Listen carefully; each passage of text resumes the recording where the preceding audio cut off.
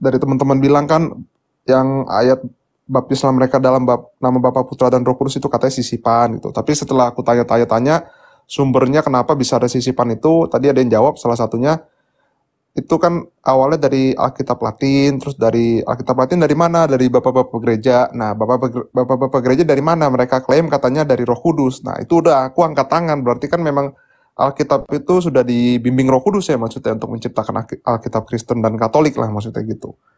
Tadi sih aku sempat ngobrol kayak gitu ke teman-teman gitu. Mungkin aku bisa bertanya nih kepada teman-teman yang di sini, kenapa kalian ya maksudnya mengkoreksi lah gitu. Sedangkan sumbernya sendiri tuh yang aku dapat itu tadi aku bahas tuh dari Roh Kudus juga gitu maksudnya. Ya mungkin nanti Gurunda Bang Zuma itu bisa bantu jelasin juga selain masalah Jibril itu maksudku.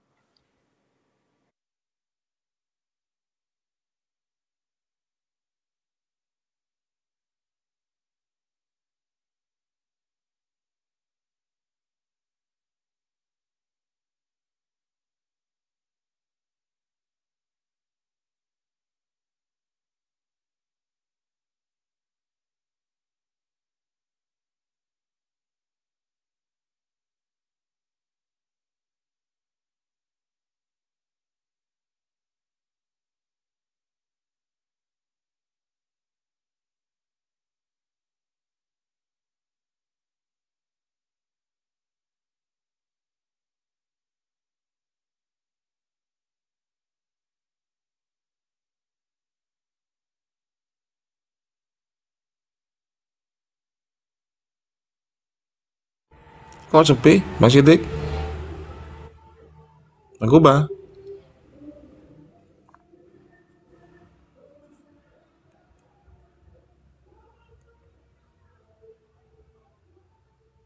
Ya, tes cek gimana. Iya, silakan Bang Richard. Apa lagi? Ya, Sebelum Bang Zuma menjawab nanti. tadi Ya kenapa? Ustadz tuh gimana? Nggak tahu. Kenapa Bang? Kenapa Yang gimana? kedua yang tadi loh, kenapa kalian kan mengkoreksi lah Alkitab Kristen sama Katolik, sedangkan tadi aku sempat bahas sama teman-teman juga, mereka udah selidikin kenapa bisa ada ayat sisipan, katanya sisipan dari Alkitab Latin. Nah, Alkitab Latin aku tanya dari mana? Dari bapak-bapak gereja. Nah, habis itu aku tanya lagi, bapak-bapak gereja dapat dari mana? Dia bilang dari Roh Kudus, kata bapak-bapak gereja. Nah, berarti kan maksudku sumbernya kan jelas gitu, maksudnya Roh Kudus gitu. Apa yang salah gitu? Aku pengen nanya gitu. Yang kedua, yang pertama kan tadi Jibril, yang kedua itu gitu.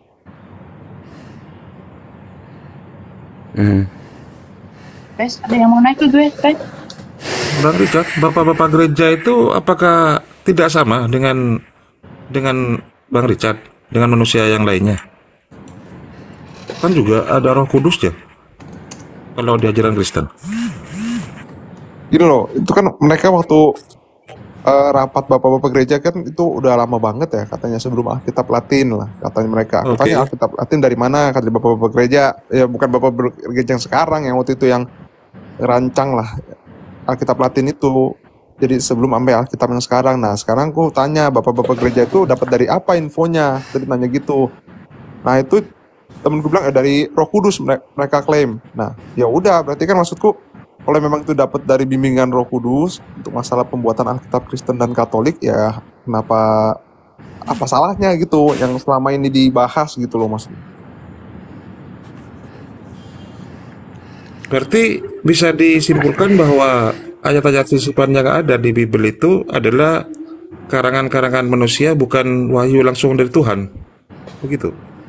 Mungkin dibilang itu wahyu langsung dari Tuhan, dari bimbingan Roh Kudus yang sisipan itu kan jadi runutannya tuh gini. Bapak-bapak gereja itu, aku tanya temanku, dia bilang Coba lihat. Lanjut Pak, lanjut.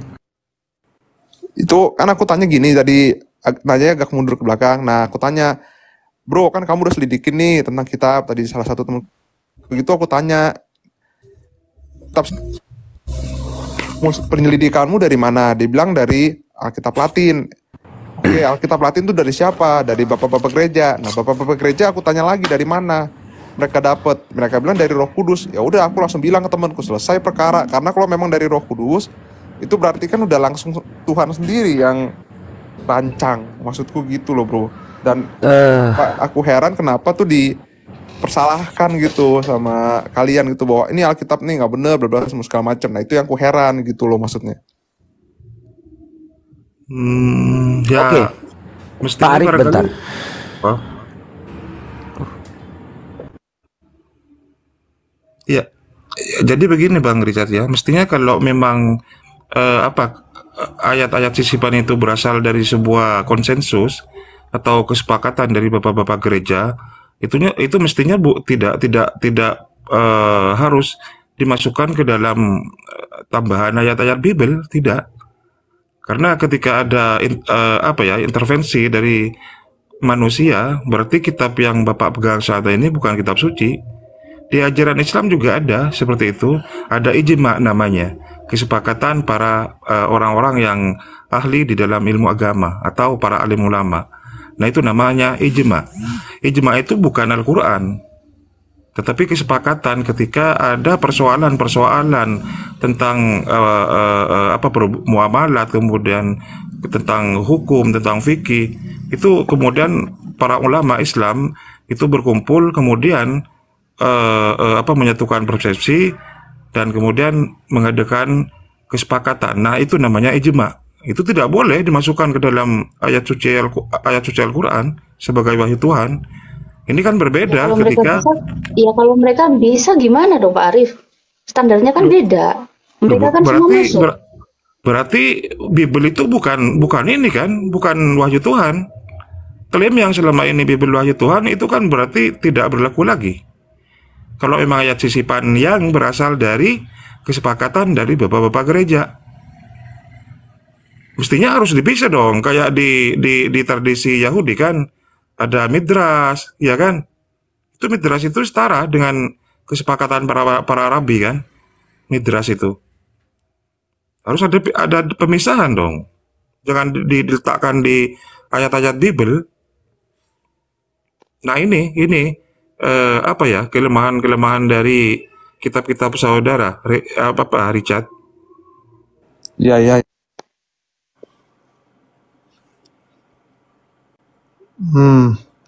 Itu aku masih bingung aja gitu kan. Maksudnya ketika aku tanya temanku infonya begitu berarti ya udah aku gimana ya? Dari Roh Kudus kan yang menyampaikan ke bapak-bapak gereja itu waktu lagi rapat sebelum Alkitab Latin lah. Jadi ada urutannya gitu.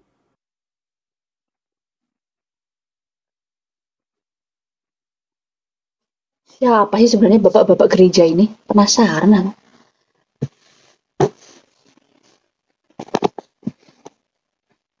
Iya, Jeb, itu yang saya pertanyakan, Jeb. Bapak-bapak gereja itu kan identik dengan kita, dengan manusia biasa kan, Oh, Bro Arif, bukan Ya, nabi. kayak kalau di prinsip pemilihan ulama gitu kan paus, ya. pemilihan paus aja itu kan dia pakai konsklav kan. Itu langsung minta ke Tuhan langsung untuk pilih paus itu. Itu pun pemilihannya aku sih nggak tahu ritualnya, tapi memang itu langsung minta sama Tuhan itu. Jadi bagiku nggak menutup kemungkinan bahwa Roh Kudus bisa ikut campur juga ke bapak-bapak gereja gitu. Ini Bang Richard sendiri sebagai seorang manusia kan juga dituntun Roh Kudus, Bang Richard. Apa bedanya dengan Richard, bapak-bapak gereja itu? Iya loh, yang membedakan apa coba? Roh Kan Kudus yang aku membimbing manusia di biasa dan Katolik Roh aku kan Kudus yang umat. membimbing Kalau para bapak ulama gereja itu kan gitu. pemimpin, bro.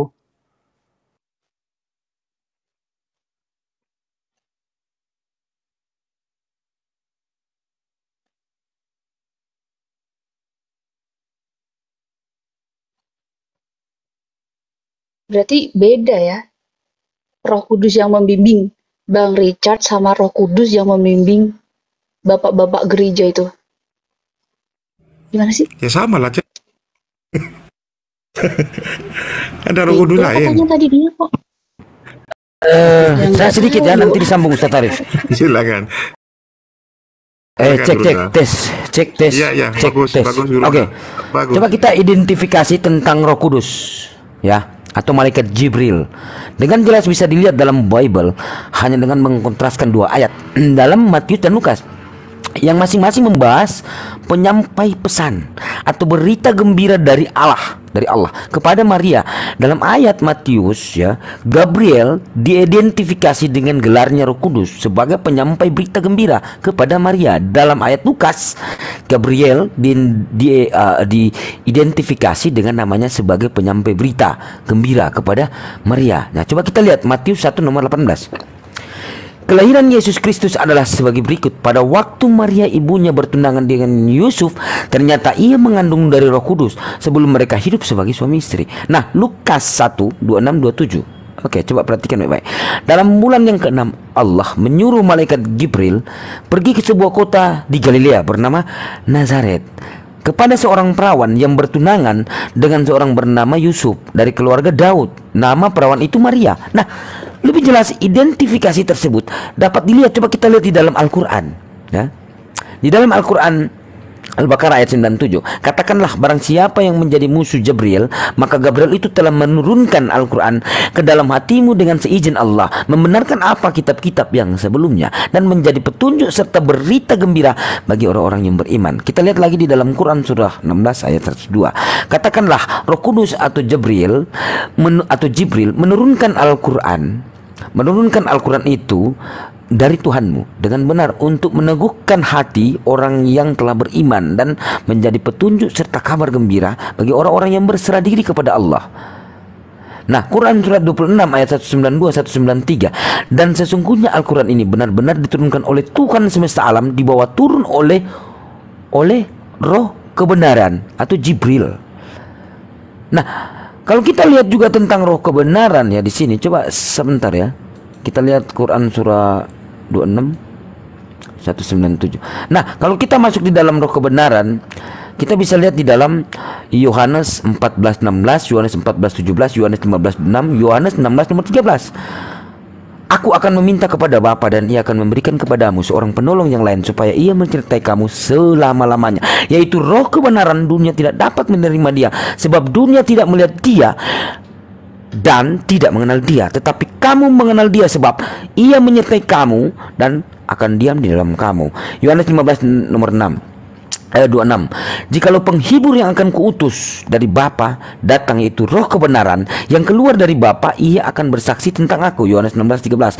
Tetapi apabila ia datang, yaitu Roh kebenaran, ia akan memimpin kamu ke dalam seluruh kebenaran, sebab ia tidak akan berkata-kata dari dirinya sendiri, tetapi segala sesuatu yang didengarnya itulah yang akan dikatakannya, dan ia akan memberitakan kepadamu hal yang akan datang. Nah, kalau kita lihat di dalam pembahasan ini, di sini Injil membantah ketuhanan Roh Kudus loh. Kalau kita lihat, nah, keterangan-keterangan Bible ini kan dengan jelas mengaitkan Roh kebenaran dengan penyampaian wahyu seperti tadi di dalam Matius dan Lukas. Jadi wahyu, pesan dan ilham dari pencipta langit dan bumi, dan dijelaskan bahwa Roh kebenaran tidak akan berkata-kata dari dirinya sendiri, tetapi akan mengatakan segala sesuatu yang didengarnya dari Allah pencipta langit dan bumi. Dengan kata lain, ayat-ayat dari Yohanes ini dengan jelas mengisyaratkan bahwa Roh kebenaran ini ya, atau Roh Kudus, tunduk kepada pencipta langit dan bumi dan bukan mitra yang sejajar dengan sang pencipta langit dan bumi. Ini berarti bahwa Roh kebenaran ini tidak akan berkata-kata dari dirinya sendiri, tetapi akan mengatakan segala sesuatu yang didengarnya dari pencipta langit dan bumi. Gitu loh. Seperti tadi itu kan dalam Matius 1:18. Oke. Bro Sidik, ini jangan bawa kitab lain dulu ya. Coba contoh satu Alkitab dulu deh. Kalau dari Bro Sidik sendiri, itu Gabriel sama Roh Kudus itu kalau dalam Alkitab ya, itu sama apa beda? Gabriel dan Roh Kudus di dalam Bible, Roh Kudus yang dimaksud. Nah, Roh Kudus itu Gabriel kan, kalau di sini saya bacakan tadi. Coba lihat di dalam Matius 1:18, Lukas 16 nomor Lukas 1:26 sampai 27. Itu kan waktu awal-awal kan Allah mengutus Gabriel kan. Dan di situ coba baca ulang deh. Coba di dalam Matius 1:18, Lukas 1:26-27. Kelahiran Yesus Kristus adalah seperti berikut. Pada waktu Maria ibunya bertunangan dengan Yusuf, ternyata ia mengandung dari Roh Kudus. Nah, ini Gurunda kita nih. Dah, Masya Allah. Gurunda silakan Gurunda. Gurunda semua, Masya Allah. Lanjut. Iya. Masya Allah. Masya Allah. Subhanallah. Antum akhirun. Ya, betul. Apa tadi bahasan yang tadi apa tadi itu? Masalah Roh Kudus. Ya silakan Richard, silakan. ada Ini ada Ya, Gurun Dani. silakan Bang, silakan. Katanya Apa gini, yang Bunda. ya? Pertama Silakan. itu Apakah Gabriel yang mengutus ke Bunda Maria itu sama dengan Gabriel yang diutus Allah kepada Siti Maryam? bukan Maksudnya gimana? Muhammad apakah Maryam sama? dengan Maria. bukan gini bro. Maria dengan Gabriel yang diutus ke, kan kalau di Alkitab Iya. kan ke Maria itu buat nyampein kabar gembira tentang bahwa dia akan dikandung dari Roh Kudus. Apakah sama dengan Gabriel yang Iya. ngasih wahyu ke Muhammad itu, ke Nabi Muhammad?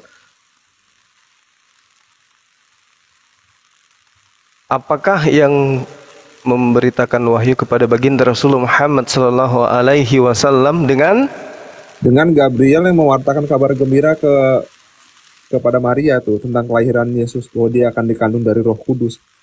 Apakah sama itu Gabriel? Oke, baik. Iya, baik. Jadi pertanyaan saudara saya jawab ya berdasarkan dengan literasi yang ada di dalam ajaran agama Islam. Yang pertama di dalam Al-Qur'anul Karim ayat 97, Bismillahirrahmanirrahim, Kul man kana aduwwan li Jibril. Jadi di sini disebutkan nama Jibril, fa innahu nazzalahu ala qalbika biiznillah. Tugasnya adalah menurunkan Al-Qur'an. Dari mana? Biiznillah, dari izin Allah. Berarti ada sosok bernama Jibril yang datang kepada baginda Rasulullah Muhammad sallallahu alaihi wasallam membawa kabar berupa aturan hukum-hukum, yaitu Al-Qur'anul Karim, dan asalnya dari Allah. Siapa dia? Dijawab Al-Qur'an di dalam surah An-Nahl ayat 102. Qul nazzalahu ruhul qudus min rabbik bil haqq. Roh Kudus menurunkan Al-Quran dari Tuhanmu dengan kebenaran. Siapa tadi yang datang kepada Rasulullah? Jibril. Apa tugasnya? Menurunkan Al-Quran. Berarti Jibril adalah Roh Kudus itu sendiri. Lalu ketika diceritakan di dalam surah Maryam ayat 19, yang datang kepada Maryam di Al-Quranul Karim itu adalah Jibril, yang mendatangkan kemudian kalam Allah kepada Maryam, bahwa aku ini adalah utusan Allah. Qala innama ana rasulu rabbik. Aku Jibril sesungguhnya hanyalah utusan Tuhanmu, liahabalaki gulaman zakiyan, untuk menyampaikan anugerah kepadamu seorang anak laki-laki yang suci, yaitu Isa. Ya, ini jelas. Jadi ketika Anda berbicara mengenai Matius ataupun Lukas yang menceritakan tentang kehamilan Maria, betul, yang datang memberikan hukum kaidah kepada Maryam bahwa dia akan hamil, Gabriel, yang itu adalah Roh Kudus itu sendiri. Ada lagi pertanyaan? Oke. Jadi Jibril itu adalah Roh Kudus, dan Roh Kudus itu adalah namus di dalam tradisi Islam. Silakan. Oke, ini masih dalam pertanyaan ini yang sama gitu. Kenapa kok kalau gitu di Alkitab, apakah Roh Kudus Iya. yang dikirim Yesus itu kan dipecah tuh masuk ke 12 murid. Kalau memang dibilangnya berarti Gabriel Roh Kudus, berarti Gabrielnya dipecah-pecah gitu ke murid-murid Yesus gitu. Baik. Jadi gini, Bung.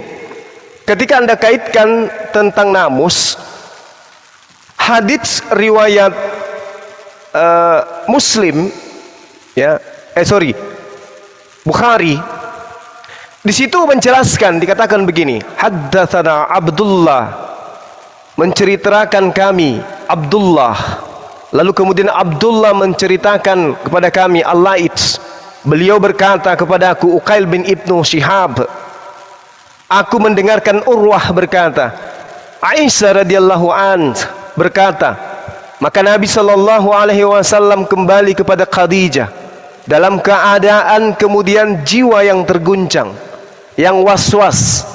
Maka Khadijah membawa beliau Rasulullah Muhammad sallallahu alaihi wasallam menemui Warakah, seorang rabi, seorang yang beragama Nasrani dan membaca kitab Torah dalam bahasa bahasa Arab. Torah, Injil dalam bahasa Arab. Kemudian Warakah mengatakan, apa yang kamu lihat? Ini yang ditanyakan oleh Warakah kepada baginda Rasulullah Muhammad sallallahu alaihi wasallam. Apa yang kamu lihat? Lalu kemudian Rasulullah mengatakan apa yang dia rasakan oleh Rasulullah tentang mimpinya dia dan juga tentang apa yang dialami di Gua Hira. Lalu apa kata Warakah? Yang kamu lihat itu adalah an-namus yang telah Allah turunkan kepada Nabi Musa alaihissalam. Artinya gini, ternyata Gabriel itu juga yang datang kepada Nabi Musa alaihissalam. Apakah itu betul Bang Zuma? Boleh kita lihat di dalam kitabnya teman kita Kristen, Kisah Para Rasul 7 nomor 38. Musa inilah yang menjadi perantara di sidang jemaah di padang gurun di antara malaikat yang berfirman kepadanya di gunung Sinai dan nenek moyang kita, dan dialah yang menerima firman-firman yang hidup untuk menyampaikan kepada kamu. Jadi di situ dikatakan Musa inilah yang menjadi perantara dalam sidang jemaat di padang gurun di antara malaikat. Berarti Nabi Musa menerima wahyu dari malaikat. Lalu di Kisah Para Rasul 753-nya dikatakan begini, kamu telah menerima hukum Taurat yang disampaikan malaikat, akan tetapi kamu tidak menurutinya. Jadi yang ditemui Nabi Musa alaihissalam di Gunung Sinai itu adalah namus. Ini dalilnya, Kisah Para Rasul 753. Kamu telah menerima hukum Taurat. Ternyata namus itu adalah hukum Torah yang didatangkan oleh Tuhan melalui Nabi Musa alaihissalam. Jadi di dalam Galatia 5:22 ya kawan saya, kita lihat dalam Galatia 5 supaya kita paham bahwa namus yang datang kepada Nabi Musa alaihissalam itu juga lah yang datang kepada Nabi Muhammad sallallahu alaihi wasallam. Bisa Anda lihat apakah betul an-namus yang dikatakan oleh Rabi Yahudi, salah satu Rabi Nasrani, Imam Nasrani yang ada bertemu dengan baginda Rasulullah Muhammad SAW. An-namus itu adalah namus yang adalah pembawa hukum-hukum kepada Nabi Musa alaihissalam. Anda bisa baca di Galatia 5 nomor 22 atau di 23. Apa yang dikatakan di sana? Tetapi buah roh adalah kasih, sukacita, damai sejahtera, kesabaran, kemurahan, kebaikan, kesetiaan. Ini yang diterangkan oleh Galatia 5 nomor 22. Lalu 23-nya kelemah lembutan, penguasaan diri. Tidak ada hukum yang menentang tentang hal-hal itu. Ternyata di dalam data Galatia 5 ini jelas sekali protes agrateia, kata ton bauteton au exist nomos. Nomos ini adalah hukum. Jadi ketika berbicara hukum, maka dia berbicara nomos. Ketika hukum yang datang dari Allah, maka nomos ini disebut sebagai nomos yang berasal dari Allah, hukum dari Allah. Kitabullah, ketetapan Allah, hukum-hukum Allah. Ini jelas, Bung. Jadi yang datang kepada baginda Rasulullah Muhammad SAW itu namus, yang adalah Gabriel, yang adalah Roh Kudus, yang kemudian mendatangkan hukum-hukum kepada umat manusia. Itu jelas. Jadi kalau dikatakan Yesus menghembuskan roh kebenaran kepada ke-12 muridnya, itu maksudnya Yesus mengajarkan tentang pengajaran-pengajaran yang diajarkan Nabi Musa kepada mereka. Sehingga Yesus mengatakan dalam Yohanes 7 nomor 49. Ya, tolong tegur saya kalau saya keliru menyebut. Yohanes 7:49, di situ dikatakan oleh Yesus, orang yang banyak ini yang tidak mengenal hukum, dalam arti kata Taurat, terkutuklah mereka. Nah, sehingga Yesus datang mengajarkan hukum Taurat. Yesus datang mengajarkan hukum Taurat. Aku datang bukan meniadakan, tapi menggenapi, mencukupkan, menyempurnakan. Nah, inilah yang perlu saya sampaikan kepada saudara saya di Ricagi, bahwasanya malaikat Roh Kudus yang dihembuskan, yang diajarkan kemudian kepada umat Islam itu adalah Roh Kudus yang datang kepada Nabi Musa alaihissalam. Sedangkan Roh Kudus atau Roh Penghibur yang dimaksud Yesus yang akan datang kemudian itu adalah baginda Rasulullah Muhammad SAW, yang sebelum penghibur ini mengajarkan ajarannya terlebih dahulu didatangi oleh roh kebenaran atau roh suci atau Roh Kudus, yaitu malaikat Jibril. Seperti itu, Bang. Oh. Gini bro, aku masih ragu gini kan kalau dalam Iya. aku sih nggak gitu jago lah untuk teologis lah.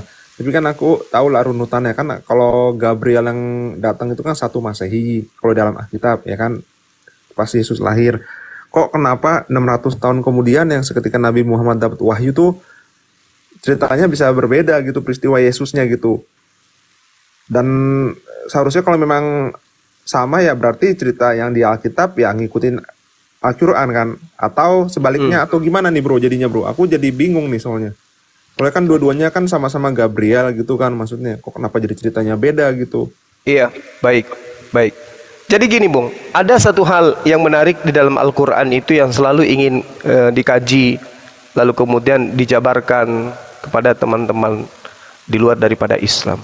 Islam mengatakan di dalam kitab sucinya, menjelaskan kemudian menguraikan bahwa ketika ada pertanyaan dari pihak Kristen, kenapa pengajaran daripada Roh Kudus atau pengajaran Yesus atau pengajaran Musa, Nabi Musa itu berbeda dengan pengajaran Islam? Jawabannya Al-Quran Al-Baqarah ayat 78 ayat 79. Wa minhum ummiyuna la ya'lamuna al-kitaba illa amaniya wa inhum illa yazunnun. Dan di antara mereka, maksudnya orang-orang Kristen, dan di antara mereka ada yang buta huruf, tidak memahami tentang kitab terdahulu, kecuali hanya berangan-angan dan mereka hanya menduga-duga. Lalu ayat selanjutnya mengatakan, "Fawailul lil ladzina yaktubunal kitaba bi aydihim tsumma yaquluna hadza min indillah." Karena dia berangan-angan, dia hanya menduga-duga, tidak mengerti tentang kitab Taurat, tidak mengerti tentang kitab Injil, lalu mereka menulis dengan tangan mereka sendiri, lalu mengatakan inilah Taurat, Perjanjian Lama, dan inilah Injil, surah-surah Paulus dan kitab kanonik. Sehingga Al-Quran mengatakan mereka hanya menduga-duga. Mereka hanya menduga-duga, mereka hanya berangan-angan. Apa buktinya? Coba kita lihat di dalam Lukas 24. Ada tertulis tentang aku Mesias di dalam Taurat bahwa Mesias mati dan bangkit pada hari ketiga di antara orang mati. Ternyata nggak ada tertulis. Berarti ini hanya menduga-duga dan berangan-angan saja penulis Lukas ini. Ini yang dinarasikan Al-Quran. Jadi ketika Anda menilai Al-Quranul Karim yang adalah wahyu dari Allah melalui An-Namus, malaikat Jibril yaitu Roh Kudus, dengan kitab Anda yang dituliskan bukan berdasarkan pewahyuan, dituliskan bukan berdasarkan firman Tuhan, tetapi hanya angan-angan saja, cocokologi saja, Anda keliru. Menilai Al-Quran yang adalah wahyu dari Allah dengan buku catatan-catatan hasil penyelidikan orang-orang yang tidak dikenal, Anda keliru. Justru Al-Quran itu datang sebagai batu sandungan terhadap kitab saudara. Contoh, Al-Quran tadi yang saya terangkan, wa minhum ummiyuna la ya'lamunal kitab. Di antara orang Kristen, di antara orang yang mengatakan dirinya Nasrani, menuliskan sebuah kitab, tetapi isinya bukan firman Tuhan, melainkan hasil angan-angan dan halusinasi mereka yang mereka hasilkan dari buah angan-angan dan duga-menduga. Contoh yang tadi, Lukas 24, nomor 44, 45, 46, menulis begini, Yesus berkata bahwa ada tertulis di dalam hukum, dalam kitab Taurat, bahwa Mesias mati dan bangkit pada hari ketiga. Ternyata sampai satu hari sebelum kiamat, orang Kristen tidak akan pernah menemukan data-data itu dalam Taurat. Artinya Al-Quran benar. Nah, saudara saya ini datang menilai, loh kok tidak sama? Yang Anda gunakan menilai Al-Quran itu adalah buku karangan, bukan wahyu, bukan firman. Bukan firman dari Tuhan. Bahkan Yesus tidak pernah mengenal kitab saudara. Yesus tidak mengenal Lukas, Yesus tidak mengenal surah-surah Paulus, tidak mengenal itu. Kenapa?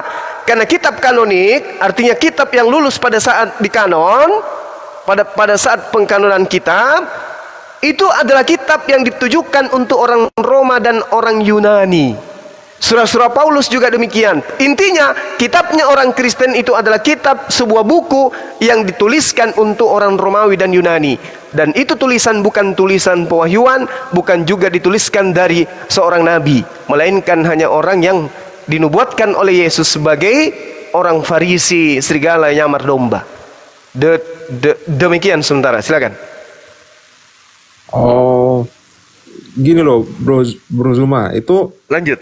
aku bingung kan gini kan. Tadi tempat ngobrol sama temanku, dia bilang Alkitab itu asalnya dari mana? Dia bilang ada ayat sisipan kan di Alkitab. Aku tanya ayat sisipan itu asalnya dari mana? Dari kitab-kitab Latin, katanya Alkitab Latin. Nah, kalau kitab Latin aku tanya dari mana? Dia bilang dari bapak-bapak gereja. Nah, bapak-bapak gereja itu dapat dari mana kan, aku tanya detail. Terus temanku bilang dari Roh Kudus. Itu klaim bapak-bapak gereja gitu kan.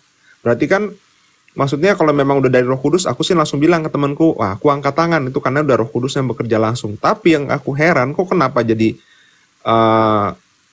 peristiwa Yesusnya berbeda gitu sama yang di Al-Quran gitu. Kalau memang dua-duanya sumber-sumbernya dari Roh Kudus gitu. Gimana tanggapan dari Bro Zuma? Ya, jadi gini Bung. Cukup Yesus yang menjawab itu. Jangan saya. Saya menarasikan kembali apa yang dinarasikan oleh Yesus di dalam Yohanes 16. Hal ini kukatakan kepadamu dari semula, karena selama ini aku masih bersama-sama dengan kalian. Kalian di sini adalah Bani Israel, ke-12 muridnya. Tetapi aku pergi kepada Dia yang telah mengutus aku, artinya kepada Tuhan. Dan tidak seorang pun di antara kamu yang bertanya kepadaku, kemana engkau pergi? Tetapi karena aku mengatakan hal itu kepadamu, sebab itu hatimu berduka cita. Lalu Yesus menambahkan, namun benar yang kukatakan ini kepadamu adalah lebih baik jika aku pergi, adalah lebih berguna jika aku pergi.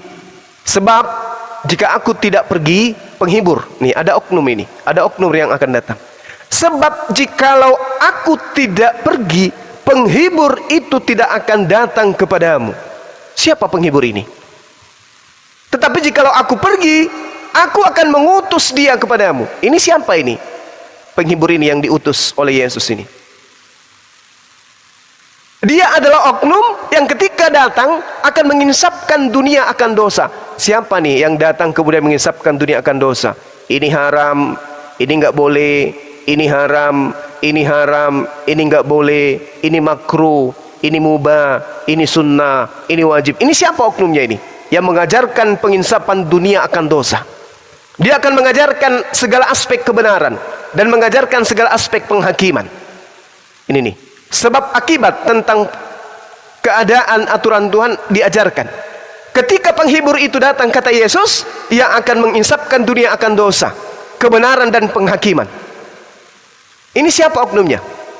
Yang datang membawa rentetan ajaran-ajaran yang berdasarkan tentang penghakiman, yang berdasarkan tentang kebenaran dan penginsapan dunia akan dosa. Ini siapa oknum yang datang?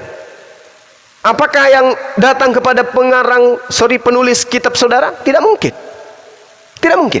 Lalu Yesus mengatakan di dalam data selanjutnya, masih banyak hal yang harus kukatakan kepadamu, tetapi kamu belum sanggup untuk menanggungnya. Artinya banyak hukum-hukum, banyak kebenaran dan penghakiman yang Yesus ingin ajarkan kepada muridnya Bani Israel, tapi Bani Israel belum sanggup untuk menanggungnya saat itu. Tapi kata Yesus, akan tetapi apabila ia datang, yaitu Roh kebenaran, ia akan memimpin kamu ke dalam seluruh kebenaran. Sebab ia tidak akan berkata-kata dari dirinya sendiri, tetapi segala sesuatu yang didengarnya, itulah yang akan dikatakannya. Dan ia akan memberitakan kepadamu hal-hal yang akan datang. Ia akan memuliakan aku, sebab ia memberitakan kepadamu yang diterima daripadaku. Satu hal, penghibur ini yang mendengarkan bisikan atau pewahyuan dari Roh kebenaran akan memuliakan Yesus. Nah sekarang mari kita lihat, apakah Al-Quran yang memuliakan Yesus atau Bible yang memuliakan Yesus? Nah kejujuran harus kita kedepankan dalam berdiskusi. Kalau kita mencari kebenaran, bukan mencari pembenaran. Kira-kira yang mengatakan Yesus mati terkutuk di atas tiang salib itu Al-Quran atau Bible? Penulis kitab saudara. Kalau yang dikatakan Yesus nubuatannya, sebab ia tidak akan berkata-kata dari dirinya sendiri, tetapi segala sesuatu yang didengarnya, itulah yang ia katakan. Ia akan memberitakan kepadamu hal-hal yang akan datang. Dia akan memuliakan aku. Sekarang Yesus dimuliakan di mana? Di Al-Quran atau di Bible? Pertama, tentang kelahiran. Dari aspek kelahiran saja, alhamdulillah, Yesus itu sangat dimuliakan. Meskipun Nabi Isa alaihissalam tidak diakui. Qala innama ana rasulu rabbiki li ahabalaki gulaman zakiyan. Yesus Isa alaihissalam adalah manusia yang suci. Dari lahir aja suci. Kalau di tempat Anda lahirnya sudah tercemar, lahir di palungan, di kandang binatang, dan seterusnya. Kalau Nabi Isa tidak, dari kelahiran saja Al-Quran sudah memuliakan.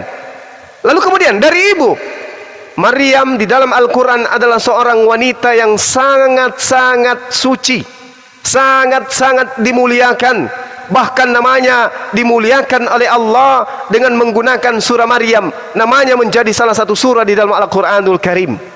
Sangat dimuliakan ibunya. Bagaimana dengan di kitab saudara? Baca Matius 1 dari data 18. Dia bertunangan dengan seorang laki-laki yang hendak menceraikan dia padahal dia belum sah menjadi istrinya. Dari ibunya saja sudah dinistakan. Belum lagi Yesus dinistakan. Belum lagi pekerjaan-pekerjaannya nanti matinya pun dinistakan. Terkutuk di atas tiang salib. Kalau di Al-Quran indah, sangat mulia beliau, diangkat oleh Allah ke langit, berada pada sisi Allah Subhanahu wa ta'ala. Dia ketika datang akan memuliakan aku. Jadi penghibur itu hanya ada di Islam. Itulah yang tadi disebutkan An-Namus. Dia yang akan mengajarkan tentang hukum-hukum. Silakan. Gini bro, ini yang membingungkan aku juga ya. Kan seketika murid-murid Yesus itu dapat Roh Kudus, kan itu Yesus yang nampakin ke mereka lah, maksudnya Yesus yang kasih. Begitu pula Paulus juga kan Yesus yang tampakin diri lah ke Paulus. Nah, kenapa kok Nabi Muhammad lewat Jibril gitu dapat yang disebut Roh Kudus itu? Soalnya kan di Alkitab semuanya itu dari Yesus langsung yang ngasih. Gimana menurut tanggapan Bro Bang Zuma? Iya, oke. Saudara saya, ketika saya bertanya, satu aja pertanyaan. Siapa yang mengajarkan Paulus menulis, siapa yang mengajarkan kemudian Lukas atau Paulus menulis Lukas 1, Lukas 2, atau Kisah Para Rasul 1 dan seterusnya, atau kitab Roma, Efesus, siapa yang mengajarkan mereka? Yesus? Roh Kudus? Apa iya? Mana dalil pembuktiannya? Kan tidak ada. Berarti hanya ngaku-ngaku. Seperti yang diterangkan Al-Quran. Mereka tidak ngerti tentang kitab suci. Mereka hanya berangan-angan dan menduga-duga. Contoh Lukas. Kalau Anda mengatakan, beda, kok beda? Ya memang beda. Tetapi kitab saudara menerangkan, Kisah Para Rasul 7 nomor 53 dan juga 38 menjelaskan dengan sangat akurat. Nabi Musa alaihissalam menerima Taurat yang menjadi kunci keselamatan bagi Bani Israel, itu ternyata menerima dari Jibril. Lalu bagaimana dengan Al-Quran? Tadi saya sudah menjelaskan, kul man kana aduwwan li Jibril fa innahu nazzalahu ala qalbika biiznillah. Nabi Musa alaihissalam sama-sama menerima ketetapan-ketetapan Tuhan dari Jibril. Kisah Para Rasul 7:38 dan juga ayat 53. Subhanallah. Nah, kalau Anda mengatakan, oh, ketetapan Tuhan itu datang kepada Lukas, mana bukti dalilnya? Lukas itu sopo? Siapa nama bapaknya? Paulus itu sopo? Siapa nama bapaknya? Markus siapa nama bapaknya? Siapa? Nggak jelas. Karena itulah kemudian yang dinubuatkan Yesus bukan Paulus, bukan Lukas, bukan Markus, tapi baginda Rasulullah Muhammad SAW. Kok bisa kayak gitu? Yes, karena kedatangan oknum ini tidak berbicara sesuai dengan kehendak dirinya sendiri. Sedangkan Paulus indekeng mengatakan 2 Korintus 11 nomor sekian, nomor 27 nomor 17, jelas dikatakan, aku berkata-kata bukan dari firman Tuhan, melainkan dari diriku sendiri yang hendak bermegah.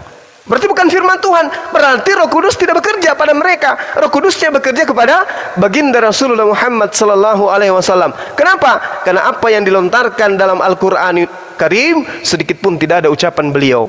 Beliau menyampaikan apa yang dia dengar. Iqra bismi rabbikal ladzi khalaq. Itu yang disampaikan. Ingat Yohanes 16, sebab dia berkata-kata bukan dari dirinya sendiri, melainkan apa yang didengarnya, itulah yang dia sampaikan, dan dia akan memuliakan aku. Satu-satunya agama di atas muka bumi ini yang memuliakan sosok nabi yang datang kepada Bani Israel lahir tanpa ayah, hanya agama Islam.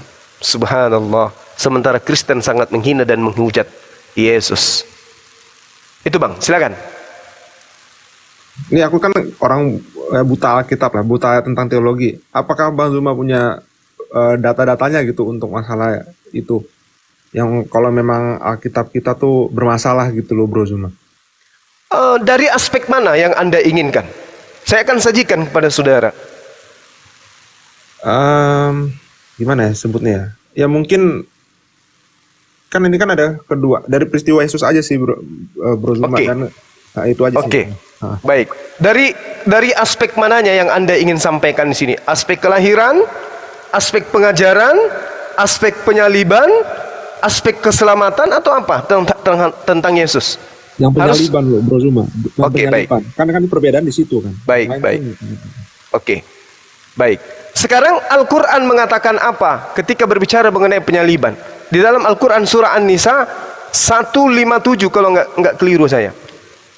Apa yang diterangkan di sana? Allah Subhanahu wa taala menerangkan bahwasanya beliau tidak membunuh Nabi Isa alaihissalam. Ini berkesesuaian dengan perintah dan kaidah yang ada di dalam agama Yahudi. Yesus itu adalah praktisi Yahudi.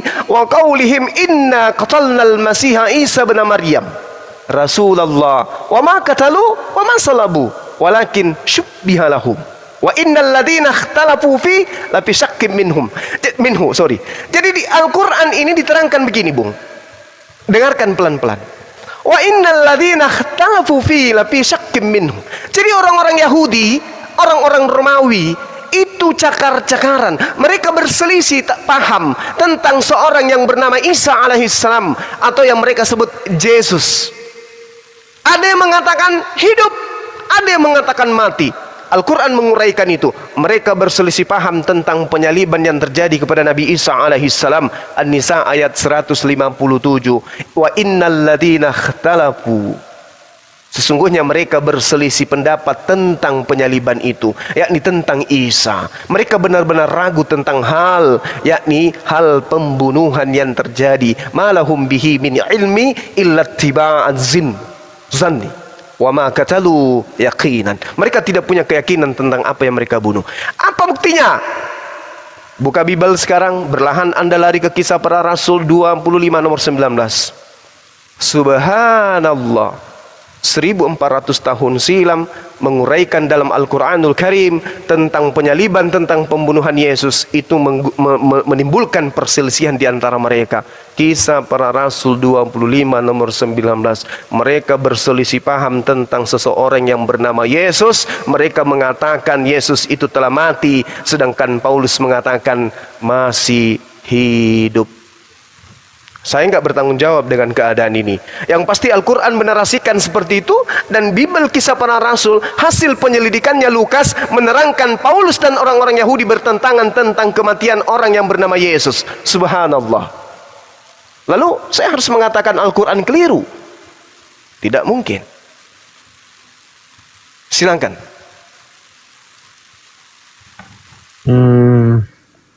Ya. Cuma Kalau punya Bible, silakan Anda buka Kisah Para Rasul 25:19. Sebentar.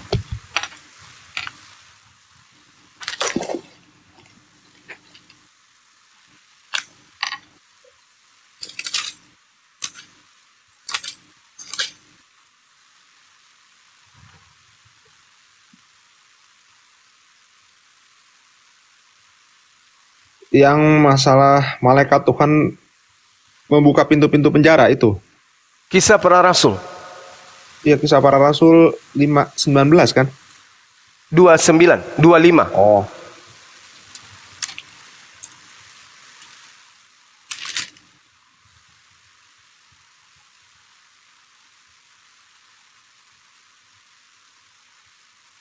Yang tetapi Petrus dan rasul-rasul itu menjawab, katanya kita harus lebih taat kepada Allah daripada kepada manusia itu.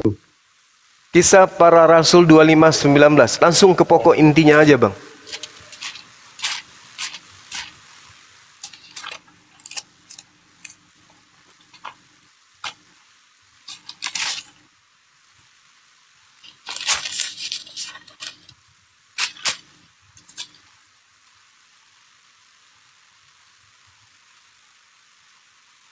Yang tetapi mereka hanya berselisih paham dengan dia tentang soal-soal agama mereka dan tentang seorang bernama Yesus yang sudah mati, sedangkan Paulus katakan dengan pasti bahwa ia hidup.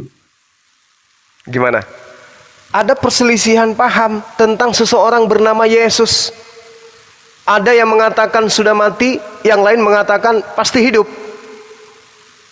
Sementara di di dalam Lukas 14 nomor 50, semua murid-murid Yesus lari meninggalkan Yesus. Ini Al-Quran. Ini Al-Quran kok tahu. Paulus di hadapan Agripa dan Bernike ya bro. Maksudnya yang berselisih paham itu bukan murid-murid sama Paulus gitu maksudnya. Iya, betul. Ini mereka berselisih paham tentang soal agama dan tentang seseorang yang bernama Yesus. Apa perselisihan mereka tentang Yesus? Ada yang mengatakan mati, sedangkan Paulus mengatakan hidup. Berselisih enggak ini? Berselisih. Bagaimana mungkin kemudian orang bernama Yesus, dua pendapat di dalamnya. Ada yang mengatakan hidup, ada yang mengatakan mati. Perselisihan. Sementara kalau kita melihat, coba Anda lihat apa manifestasi daripada kematian Yesus di atas tiang salib. Itu nebus dosa. Nah sekarang kita tarik penebusan dosa ini kepada pengajaran orang Yahudi, kepada pengajaran para nabi Yahudi. Apakah menebus dosa itu betul dengan menggunakan manusia? Tidak ada ajaran Tuhan yang datang kepada para nabi mengajarkan menebus dosa dengan darah manusia, kecuali dewa Molok. Oleh karena itulah mustahil seorang nabi Tuhan yang terkemuka di dunia dan di akhirat, yang begitu dimuliakan, mati dengan cara sebagai tumbal untuk nebus dosa manusia. Tidak mungkin. Bro Zuma, bentar deh. Yang ayat tadi itu yang Bro Zuma tunjukin, itu kan kalau dalam Alkitab itu kan perikop ya. Perikop di situ kan Paulus kan didakwa lah. Jadi kalau dalam pemahamanku pribadi nih, dia didakwa itu berselisih paham bukan dengan sesama murid Yesus, maksudnya itu kan di situ tertulis sesama itu yang di kayak daerah pengadilan gitu. Yang satunya Paulus bilang itu hidup, terus yang satunya bilang jadi bukan murid Yesus kalau dalam perikop ini. Iya. Lalu siapa yang mengajarkan Yesus mati terkutuk di atas tiang salib? Kan kalau dalam Alkitab ya, itu kan Yesus Paulus kan? Yang nampakin diri ke Paulus. Ya, Paulus kan? Kenapa enggak menampakkan diri kepada Yohanes? Loh, itu kan mereka udah dikasih Roh Kudus kan ketika Yesus naik ke surga. Ya, maksud saya kenapa bukan kepada murid yang dikasihi? Kenapa harus kepada penjahat? Loh, kalau dalam Alkitab kan Yohanes juga dapat wahyu kan yang tentang akhir zaman itu. Tapi kan Yohanes udah tahu peristiwa itu. Kalau dalam Alkitab Yohanes ada di situ atau dia penyaliban. Ya maksudnya ya nggak perlu lagi dikasih tahu orang Yohanes yang lihat gitu maksudku. Ya maksudnya gini, kenapa bukan Yohanes yang mengabarkan bahwa Yesus mati secara terkutuk di atas tiang salib? Kenapa harus Paulus? Sementara Paulus bukan masuk daftar deretan murid, melainkan jelas dia adalah orang Farisi yang justru Yesus mengajarkan agar menghindari Paulus, orang Farisi ini. Kan kalau yang Paulus yang nyampein bahwa yang berselisih paham, dia kan lagi di hadapan Agripa dan Bernike yang dia maksudnya beda perutusan gitu. Kalau murid-murid Yesus kan kemana gitu kan, ini Paulus lagi kemana gitu maksudnya. Maksud saudara saya, Paulus ini rasul yang diutus untuk non-Yahudi. Ya dia kan ke daerah atas kan, ke daerah Yunani segala itu. Ya itu dia. Makanya kalau kita lihat di dalam pengakuan Yesus di dalam Matius 23:15 dikatakan seorang Farisi ahli Taurat menjelajahi daratan, menyeberangi lautan, mentobatkan orang non-Yahudi masuk ke dalam agamanya menjadi orang neraka, dan 2 kali lebih jahat daripada orang Farisi itu sendiri. Siapa pelakunya? Ya Paulus. Apa yang dijual? Penyaliban. Berarti kalau kayak gini Bro Zuma percaya nggak gitu kan? Itu kan dari Alkitab nih. Peristiwa Paulus kan juga dari Alkitab. Berarti Bro Zuma ini percaya gitu tentang perkataan Yesus yang dia di Alkitab, atau memang perkataan Yesus itu yang tadi Bro Zuma klaim itu ada juga di Al-Qur'an gitu dengan konteks yang sama. Yang mana tuh? Yang tadi yang Bro Zuma bilang bahwa yang tadi bla bla bla yang Farisi semua segala macam yang kayak gitu-gitu, apakah di Al-Qur'an ada gitu perkataan Yesus yang sama gitu loh Bro? Inni rasulullahi ilaikum. Kedatangan Nabi Isa alaihissalam kepada Bani Israel, mengajarkan menyembah kepada Allah, Tuhanku dan Tuhanmu. Makanya di dalam Al-Quran dikatakan, wa iskalallahu ya Isa bin Maryam a anta qulta linnas takhizuni. Apakah engkau yang mengajarkan kepada manusia untuk menyembah dirimu selain daripada aku? Apa kata Nabi Isa? Maha suci engkau ya Allah. Qala subhanaka ma yakunu li an aqula ma laysa li bihaqq. Maha suci engkau ya Allah. Aku tidak pernah mengajarkan kepada mereka apa yang tidak menjadi hakku untuk aku katakan.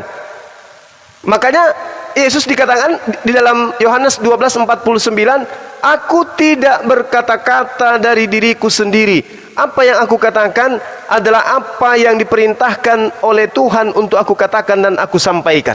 Sama. Al-Quran juga mengatakan begitu.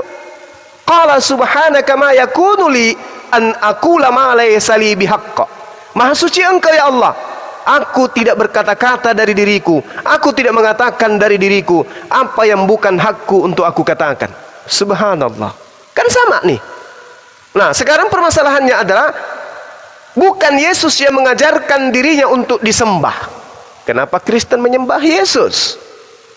Bukan mulut Yesus yang mengatakan hukum Taurat itu sudah dibatalkan dengan saya mati secara terkutuk. Kenapa Kristen percaya dengan yang di luar Yesus? Sementara Al-Quran menarasikan, Bible menarasikan, Sang Yesus tidak berkata-kata dari dirinya sendiri. Artinya Yesus tidak ngarang-ngarang. Apa yang aku katakan adalah apa yang diperintahkan untuk aku katakan. Yohanes 14:24. Firman yang kau dengarkan daripada aku, itu bukan daripada aku, tetapi itu dari Bapa yang telah mengutus aku. Berarti Yesus berkata sesuai dengan apa yang diperintahkan. Yohanes 12:49. Tapi Lukas, Markus, Yohanes, Matius, Paulus, itu semua berkata-kata sesuai dengan apa yang mereka lihat, sesuai yang apa mereka temukan, sesuai dengan apa yang mereka dengarkan. Subhanallah.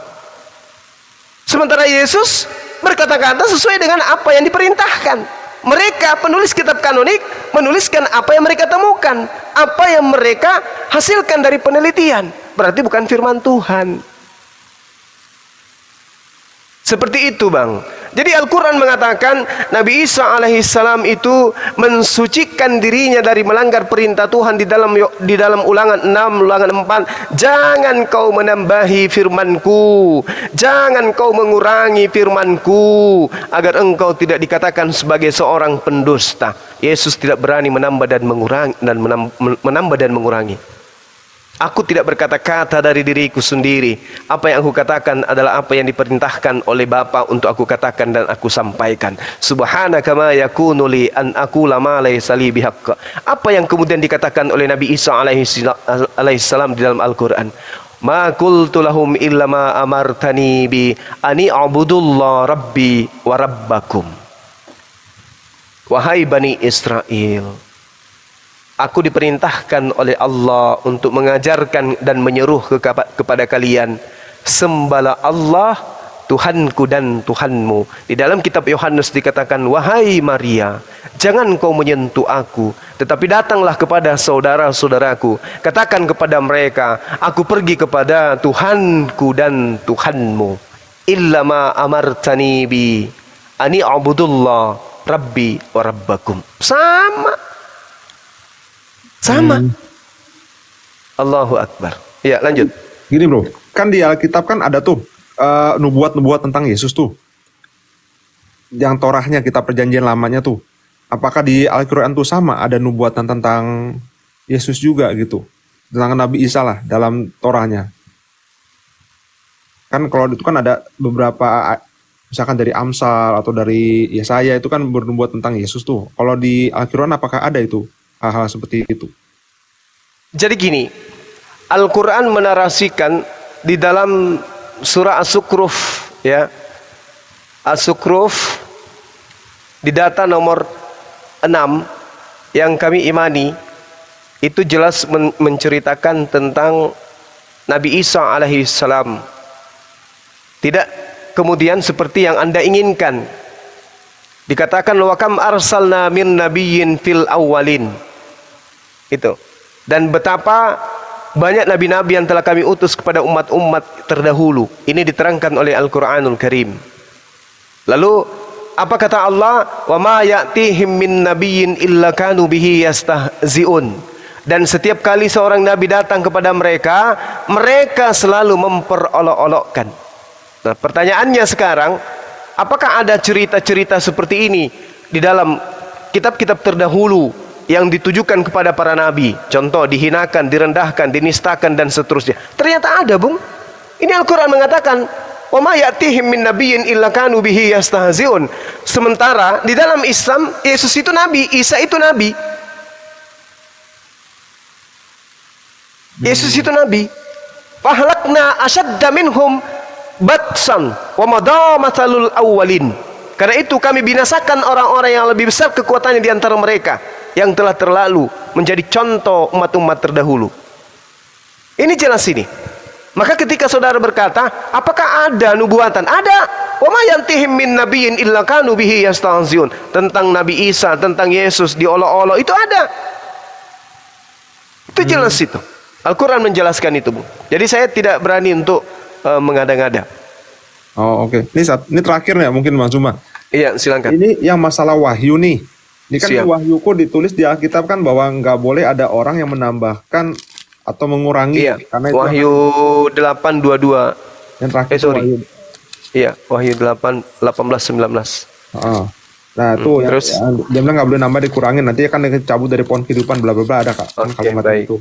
Nah itu apakah sama gitu wahyu ini kan wahyu nih, apakah Iya. sama itu wahyunya dengan yang di Al-Quran?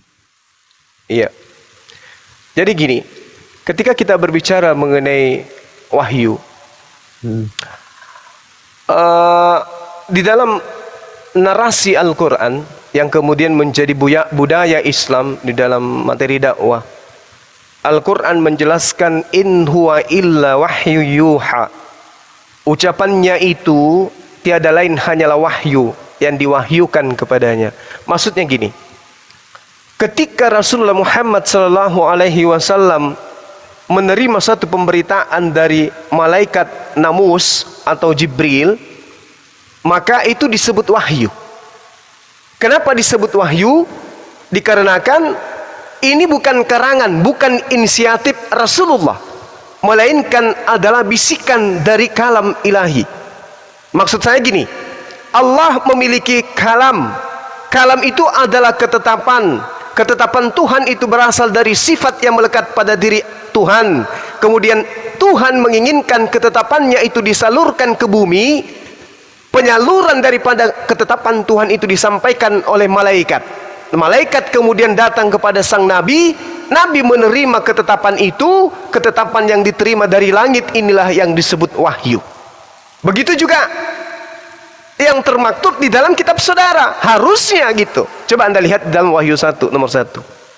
Inilah wahyu Yesus Kristus yang dikaruniakan. Apa itu kata karunia? Diberikan, dilimpahkan, diserahkan. Jadi ketika kemudian Nabi Musa menerima wahyu di atas bukit Sinai, di dalam Kisah Para Rasul 7, begitu juga Yesus mengaku menerima wahyu. Demikian juga Nabi Muhammad SAW mengaku menerima wahyu. Yang tidak mengaku menerima wahyu, Lukas, Markus, Matius, Petrus, Paulus. Itu tidak pernah mengaku yang aku terima adalah wahyu. Itu tidak pernah dia katakan. Iya. Makanya Al-Quran menarasikan apa yang datang kepada baginda Rasulullah Muhammad SAW itu adalah wahyu. In huwa illa wahyu yuha. Ucapannya Nabi Muhammad itu tidak lain hanyalah wahyu yang diwahyukan kepadamu. Berdasarkan stimulus, kalau kita nyambung ke atas sampai kepada kitab Ulangan 18 sampai 20. Aku akan menaruh firmanku di mulutnya. Apa yang keluar dari mulutnya itu adalah firman yang kutorehkan kepadanya. Makanya di dalam kitab Bilangan, Bung, Bilangan 12 nomor 6, jika di tengah-tengah kamu ada seorang nabi, maka aku Allah, aku Tuhan akan menyatakan diri kepada nabi tersebut dan akan berfirman kepada nabi tersebut melalui mimpi. Jadi wahyu itu datang melalui penglihatan sang nabi. Makanya di dalam Al-Quran, terakhir dari saya, di dalam Al-Quran surah Asy-Syura ayat 52, di situ 51, di situ sangat jelas dikatakan oleh Allah Subhanahu wa taala bahwasanya tidaklah pantas kemudian manusia berbicara langsung dengan Allah, melainkan dengan 3 metode. Jadi pencipta langit dan bumi kita ini itu tidak pernah berbicara langsung kepada manusia. Wa ma kana li basarin ayyukallimahullahu illa, kecuali 1, wahya au mi warai hijaban au yursila rasulan. Jadi ada 3. Yang pertama adalah berbicara dengan perantaraan wahyu, kemudian yang kedua melalui tabir, dan yang ketiga adalah mengutus malaikat. Siapa di antara nabi yang kemudian menerima dengan perantaraan wahyu? Salah satunya adalah Nabi Ibrahim alaihissalam. Kok bisa kayak gitu? Allah kemudian berfirman melalui mimpi Nabi Abraham untuk kemudian menyembelih anaknya. Itu yang diterangkan dalam Al-Quran. Kemudian siapa nabi yang di belakang tabir? Nabi Musa alaihissalam mendengarkan suara Tuhan di balik pohon. Itu tabir. Lalu siapa yang diutus dengan malaikat? Yesus diantaranya. Yang kedua siapa? Baginda Rasulullah Muhammad sallallahu alaihi wasallam. Wa ma kana li basharin ayyukallimahullah illa wahya aw min wara hijaban aw yursila rasulan wa yuhiya bi izni ma yasha innahu aliyyun hakim. Sungguh Allah maha tinggi, maha bijaksana. Jadi kalau ada orang kemudian berkata aku bertemu Tuhan, nah itu bohong itu.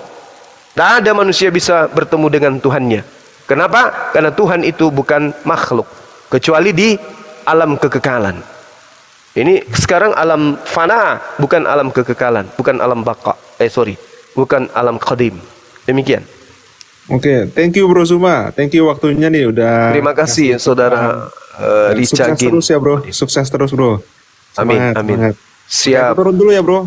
Baik Semuanya saudaraku, dulu ya. panjang umur, sehat terus, utamanya akalnya, pelihara akalnya supaya terus sehat mencari kebenaran. Insya Allah akan bertemu hidayah.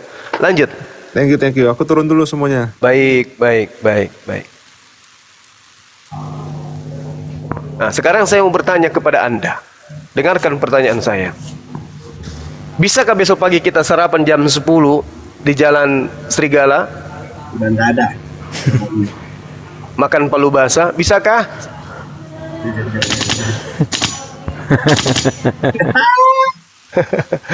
Allahu Akbar, Masya Allah. Insyaallah.